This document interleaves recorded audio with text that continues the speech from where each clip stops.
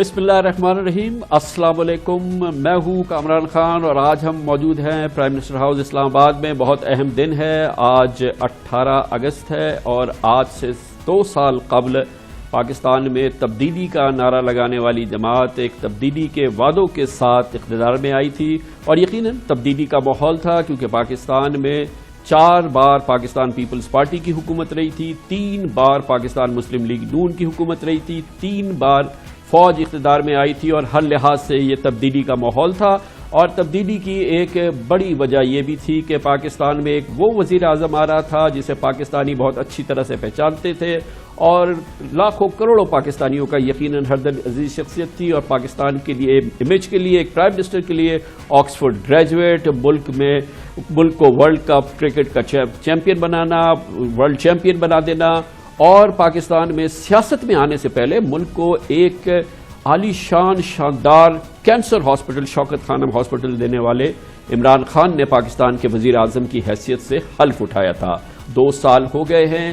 آج ہم موجود ہیں وزیر اعظم عمران خان کے ساتھ آپ کو موقع دینے کے لیے کہ ان 2 سالوں کی کارکردگی کا آپ جائزہ لیں اور مستقبل کا تعین کریں. آپ کے پاکستان میں ہمیشہ اپنے پروگرام میں کہتا رہا ہوں کہ بے پناہ امیدیں ہیں, ہمیں کسی صورت میں مایوس ہونے کی ضرورت نہیں ہے.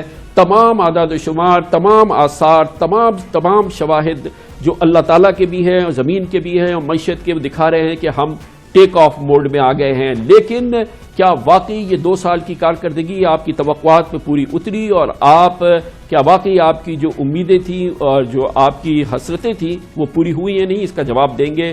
آج پہلی بار ایک 1-on-1 انٹرویو کے لیے یہ بڑا امپورٹنٹ موضوع ہے. پرائم منسٹر بہت زیادہ میڈیا کے ساتھ انٹریکٹ کرتے رہے ہیں لیکن یہ ہمیں موقع ملا ہے کہ ہم اس کے ذریعے آپ کو موقع دیں کہ وزیر اعظم کی اور پی ٹی آئی کی حکومت کی رپورٹ کارڈ جاری کر سکے. Thank you so much prime minister صاحب, آپ نے ہمیں جوائن کیا ہے. پہلے تو پاکستانیوں کو آپ اپنا ویژن دیجئے کہ یہ جو 2 سال گزرے ہیں آپ کے نزدیک آپ نے کیا کیا ہے. شکریہ کامران. پہلے تو میں یہ کہنا چاہتا ہوں کہ میری ساری زندگی سٹرگل میں گزری. 9 سال کی عمر سے فیصلہ کیا ٹیسٹ کرکٹر بننا ہے, وہ 9 سال وہ سٹرگل, پھر جب ٹیسٹ کرکٹر بنا پھر اس میں اوپر آنے کے لیے وہ سٹرگل, پھر کیپٹن بنا, وہ ایک تو مسلسل ایک سٹرگل بنتی رہی. پھر میں ہاسپٹل بنایا, اس سے بھی بڑی سٹرگل تھی. لیکن پالیٹکس بہت ہی بڑی سٹرگل تھی کیونکہ ایک 2 پارٹی سسٹم میں ایک وہ انسان جس کو کوئی پتہ ہی نہیں تھا کہ پاکستان کی پالیٹکس کیا ہے, آؤٹ سسٹم کے باہر سے وہ آتا ہے اس پارٹی میں, پھر چھوٹی سی پارٹی شروع ہوتی ہے, پھر وہ گرتی ہے, پھر کھڑی ہوتی ہے, پھر 2 الیکشن میں پھر تباہ ہوتی ہے, پھر تیسرے الیکشن میں بائیکاٹ. تو یہ ایک سارا مسلسل جب آپ ایک سٹرگل کرتے ہیں تو آپ کو سٹرگل کرنی آ جاتی ہے. سو آپ کو خوف نہیں ہوتا اونچ نیچ سے. ہوتا کیا ہے جی, جن کو سٹرگل نہیں آتی جب وہ برا وقت آتا ہے نا تو وہ لوگ گھبرا جاتے ہیں. کتنے لوگوں نے پولیٹیکل پارٹیز بنائی. اصغر خان صاحب بڑے زبردست پاکستانی تھے, AQ خان اور بھی, یعنی آپ دیکھیں کہ کتنے لوگوں نے پولیٹیکل پارٹیز بنائی. لیکن میں یہ سمجھتا تھا کہ جب وہ برا وقت آتا تھا تو پھر وہ گیو اپ کر جاتے تھے. تو کیونکہ مجھے آئیڈیا تھا سٹرگل کا تو میں مسلسل سیکھتا تھا, برے وقت سے سیکھتا تھا, پھر کھڑا ہوتا تھا. لیکن یہ جو میرے 2 سال گزرے ہیں یہ میری زندگی کی سب سے بڑی سٹرگل تھی کیونکہ اس میں چیلنجز بہت تھے. یعنی کوئی ایک چیلنج نہیں تھا. ایک ملک کا بالکل اکانومی کریش کی ہوئی تھی, ڈیفالٹ کر رہے تھے پیمنٹس پہ, ہمارے پاس پیسے نہیں تھے جو ہم نے اپنے لوگوں کے لائبلٹیز دینی تھی, باہر سے جو ہمارے قرضوں کی قسطیں دینی تھی, پھر جو ملک کے اوپر لائبلٹیز, بجلی کی پوری لائبلٹی, وہ ایک پہاڑ تھا اور ہے ابھی بھی. تو ایک ادارے کولیپس کیے ہوئے تھے, گورنمنٹ کارپوریشن سب نقصان میں تھی. تو وہ ایک جگہ نہیں تھی جس کے اوپر انسان کانسنٹریٹ کرتا. جدھر دیکھو تو وہاں ایک بالکل نظر آ رہا تھا کہ بربادی ہے, اداروں کی بربادی ہے. وہ تو سپریم کورٹ نے بھی جب پیناما کا کیس ہو رہا تھا تو انہوں نے کہا تھا کہ سارے ادارے پاکستان کے مفلوج ہیں. تو اس کے اندر ایک لرننگ ایکسپیرئنس تھا کیونکہ میں جب ایک ادارے کو دیکھتا تھا, پی آئی اے میں کیا ہے, تو بجلی کا پاور سیکٹر میں کیا ہے, پھر جب ان کی جاتا تھا تو پتہ چلتا تھا کہ کتنی تباہی ہے اداروں کے اندر. سو لہٰذا وہ جو 2 سال تھے اس میں یہ پہلے تو سمجھا کہ یہ ملک کے اوپر کس طرح کے چیلنجز ہیں, اور اس کے بعد جو میں نے کوشش کی, جو میں آپ کا جو سوال کا میں جواب دیتا ہوں, کہ اس ملک کو اس طرف لگایا جائے, اس کا ڈائریکشن چینج کیا جائے جس کے لیے پاکستان بنا تھا. پاکستان بنا تھا ایک بہت بڑے خواب کا نام اسلامی فلاحی ریاست. ہماری آبجیکٹو ریزولوشن کے اندر جو فاؤنڈنگ فادرز تھے انہوں نے فیصلہ کیا تھا کہ ایک مثال بنے گی اسلام کی, اور وہ کون سی مثال بنی تھی؟ وہ مدینہ کی ریاست, وہ پہلی دنیا کی فلاحی ریاست بنی تھی. تو یہ جو ایک رخ بدلنا تھا, اس روڈ پہ جانا, اس منزل پہ جس کے لیے ملک بنا تھا, تو میری سب سے پہلے تو کوشش, اگر آج میرے سے پوچھتے ہیں نا کہ کیا آپ نے کوشش کی, میں کوشش یہ کی ہے کہ ملک کو اس طرف لگا دے ایک فلاحی ریاست بنانے میں. مطلب اس کا کیا ہے؟ مدینہ کی ریاست میں کیا ہوا تھا؟ میں کامران ہم نے فیصلہ کیا ساری پاکستان کے اسکولوں کے اندر 8, 9 اور 10 کلاسز کے اندر ہم سب لوگوں کو نبی صلی اللہ علیہ وسلم کی زندگی, ان کی ہسٹری کیا تھی, وہ مدینہ کی ریاست, تاکہ سب کو پتا ہو یہ ملک بنا کیوں تھا. دیکھو نا, ایک ویژن تھی اس کی, بڑی بڑی ویژن تھی. تو وہ ہوا کیا تھا کہ بادشاہت میں کیا ہوتا تھا کہ سارا پیسہ طاقت بادشاہ, اور اس کے اوپر لوگ, نیچے لوگ غریب رہ جاتے تھے. جو دنیا میں جمہوریت آئی وہ ہوا کیا کہ کیونکہ لوگوں سے ووٹ لینی تھی, آہستہ آہستہ پیسہ نیچے جانا شروع ہو گیا عوام کے پاس, عوام اٹھنی شروع ہو گئی.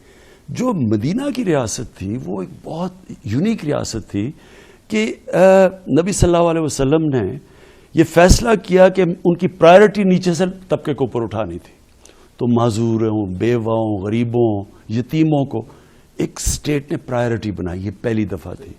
پھر جو زکوٰۃ کا کانسیپٹ تھا کہ پیسے والوں سے پیسہ لیا نیچے خرچ کیا جائے, پھر رائٹس دیے گئے, پھر رول آف لا, سب قانون کے سامنے ایک برابر ہے. یہ بڑے زبردست کانسیپٹس تھے. اس کی وجہ سے وہ ماڈل تھا جس سے مسلمان اٹھے, جو کہ 1000 سال تک ایک سویلائزیشن دنیا میں آیا. تو ہم نے اگر اوپر جانا ہے, جو علامہ اقبال کی بھی اگر آپ سارا فلسفہ پڑھے تو اس ماڈل کے اوپر واپس آپ کو جانا پڑے گا. مطلب یہ کہ ہماری پالیسیز بننی چاہیے کہ ہم نے کیسے اپنے غریب طبقے کو اوپر اٹھانا ہے. پاکستان میں ایلیٹ کیپچر ہے. کیا ہے کہ تھوڑے سے طبقے کے اوپر سب کچھ ہے, ان کی مرات ہیں, ان کے پاس سب کچھ ہے, ٹیکس وہ نہیں دیتے, سارے فائدے وہ اٹھاتے ہیں, پروفیٹیئرنگ ہے. جس طرح شوگر جو سارا کارٹیل بنا ہوا ہے وہ کیسے ہیں, وہ تھوڑے سے لوگ ہیں, وہ یعنی جو شوگر رپورٹ میں سب آیا, اسی طرح ہر جگہ اس طرح ہے. تو عام آدمی غریب ہوتا جاتا ہے, چھوٹا سا طبقہ امیر. تو اس کو ریورس کرنے کے لیے ہم نے یہ فیصلہ کیا احساس پروگرام لے کے کہ پورا, اور یہ چائنا سے بھی ہم نے بڑا سیکھا, کیونکہ چائنا واحد ملک ہے جس نے دنیا کی تاریخ میں پچھلے 30 سال میں 70 کروڑ لوگوں کو غربت سے نکالا ہے. تو جو اورینٹیشن ہے ہماری ساری کنسٹرکشن کے اوپر بھی جب ہم نے زور دیا ہے, کیوں کنسٹرکشن کے اوپر اتنا زور دیا کہ اس سے نچلا طبقہ روزگار ملے گا. ہم نے یہ جو پاکستان میں سسٹم کیا بنا ہوا ہے کہ اگر آپ کے پاس پیسہ ہے تو وہ سسٹم آپ رشوت دے کے سارے کام کروا سکتے ہیں. آپ بڑے ہیں, آپ بڑے کنسٹرکشن میں ہیں, آپ کے سامنے دروازے کھولیں. جو چھوٹا کنسٹرکشن میں جو بزنس والا جو کرنا چاہتا ہے اس کے لیے اتنی زیادہ رکاوٹیں ہیں کہ وہ بیچارہ کر ہی نہیں سکتا, اس کو پیسے دینے پڑتے ہیں ٹائم. اسی طرح انڈسٹری میں جو اسمال اور میڈیم انڈسٹری ہے وہ دبی ہوئی ہے, وہ جو بیک بون ہونی چاہیے, کیونکہ ان کے لیے اتنی زیادہ رکاوٹیں ہیں وہ آگے نہیں جا سکتے. تو کون ہے جو بڑا طاقتور انڈسٹریلسٹ, اس کے پاس سپیڈ بنی ہے, وہ پیسے دے کے سارے کام کروا لیتا ہے. تو ملک کو اگر آزاد کرنا ہے, جو مدینہ کی ریاست میں ہمارے نبی صلی اللہ علیہ وسلم نے انسانوں کو آزاد کیا تھا, حقوق دے کے, انصاف دے کے, اور پھر توجہ دے کے ان کی طرف, وہ ایک سویلائزیشن اٹھ کیا تھا. اسی طرح میرا جو ویژن ہے پاکستان کا کہ ہم لوگوں کو اس طرف لے کے آئیں. ہماری جو ساری کوشش یہ ہے کہ جو ایلیٹ کیپچر ہے پاکستان کا, اس سے ختم کیا جائے. تو جو شور مچتا ہے سارا, وہ جو سارا ایلیٹ ہے, وہ جو شور مچاتا ہے, جو ان کو اگر آپ نیب میں بلاتے ہیں تو 200 لوگ لے کے چلے جاتے ہیں. ان کو جب بلاتے ہیں وہ عدالت فیصلہ کرتی ہے تو وہ کہتے ہیں مجھے کیوں نکالا. وہ ایلیٹ مانتی نہیں ہے, وہ سمجھتی ہے ان کی پریولیج پوزیشن ہے, ان کے لیے وہ قانون سے اوپر ہیں. یہ سارا جو سسٹم ہے اس کو چینج کرنے کے لیے اگر آپ سوچیں 2 سال میں تو پہلی دفعہ پاکستان میں وہ سٹیپس اٹھائے گئے ہیں جو یہ طاقتور کو قانون کے نیچے لے کے آئے ہیں, اور اس کی وجہ سے آپ بڑا شور سنتے ہیں, آپ تباہ ہو گیا ملک. وہ سارا جو ایک چھوٹا سا ایلیٹ طبقہ ہے جو کہ اپنے آپ کو قانون سے اوپر سمجھتا ہے, وہ سب اکٹھا ہو گیا, اور وہ 2 سال مسلسل اس گورنمنٹ کو گرانے کی کوشش میں ہے.